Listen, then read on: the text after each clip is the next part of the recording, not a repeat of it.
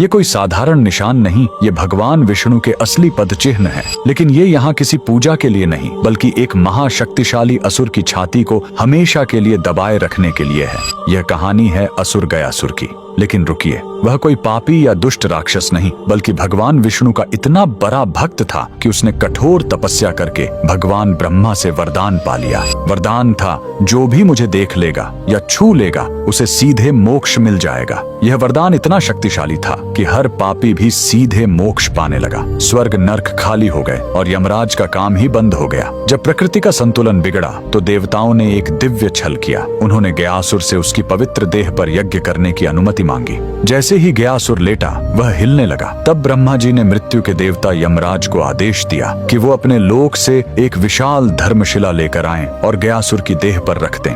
लेकिन गयासुर फिर भी हिलता रहा।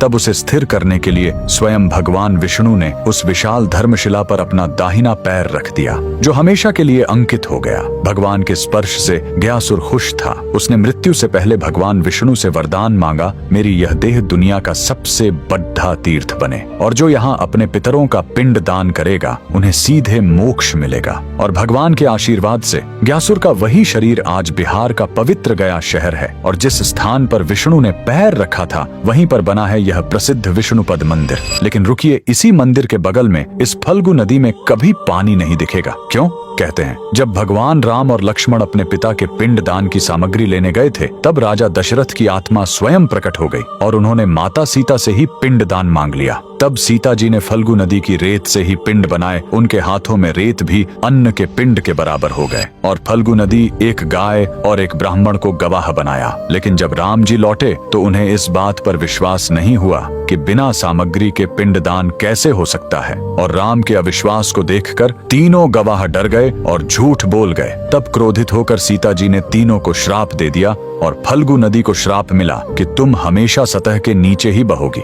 कमेंट में जय श्री विष्णु जरूर लिखें।